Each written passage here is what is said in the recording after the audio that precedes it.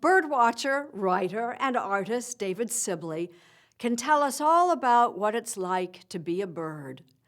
Before COVID settled in, Rita Braver set out to find out what it's like to be David Sibley.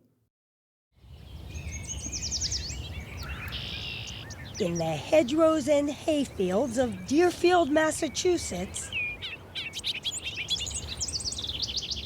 I'm hearing a lot of birds right now. David Allen Sibley can't help talking about the wonder of birds. They communicate with each other through sight and sound. Kind of like we do? And the same way we do. So everything they do is accessible to us. And making birds accessible to us is the driving force of David Sibley's life. He sketches and paints everything from songbirds and swallows to penguins and puffins. This is the tufted puffin that's found in the Pacific, and this is called rhinoceros auklet, a rhinoceros horn on its bill. We are talking thousands and thousands of bird pictures, each wing, each feather carefully crafted. You never said to yourself, I don't care if I ever draw another chickadee again? No, I didn't. It's sort of like one foot in front of the other, just a faith in the process, like knitting or something else, where it becomes sort of routine.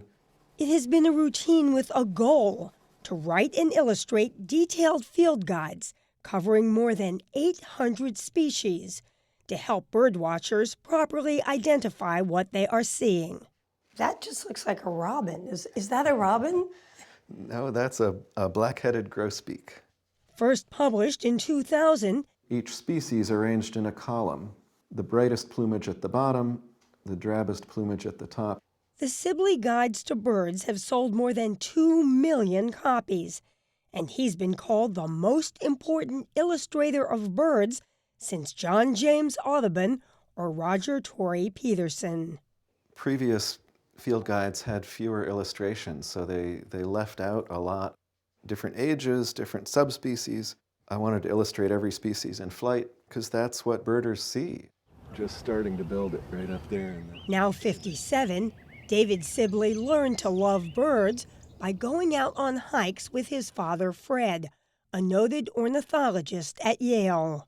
As soon as the field guide came out or was in the works, yes, I became much less well known.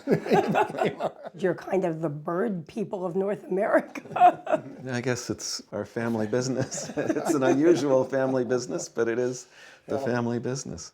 David started drawing birds at age 8, and his parents didn't worry for an instant when their son dropped out of Cornell to pursue his passion and study birds in the field. His reason, very valid, was that Cornell has a set track that you follow in your major, and that didn't leave time for looking at birds or painting birds. David Sibley would spend 14 years driving around the country, observing and sketching, always utterly fascinated by birds. I really like the shapes, the proportions, the smooth lines, each species so perfectly adapted to its own lifestyle. Along the way, he met his wife. Do you think you would have been happy with someone who wasn't as into birds as you are? No, I don't see how that could have worked. Here comes maybe a goldfinch coming across, the little dot moving across the field. Yes, David Sibley's wife, Joan Walsh, is an ornithologist too. Take it down and try and see movement, and then Here comes one right across. yeah. There, indigo bunting. Oh, sweet. And in 1988, it was she who really pushed him to fulfill his lifelong dream of writing a field guide. I said, you can keep talking about it, or you can just say you're doing it. And so he did, and then he stood up and he fainted. Is that true? David, did you really faint? We were in a hot tub. We were in a hot tub.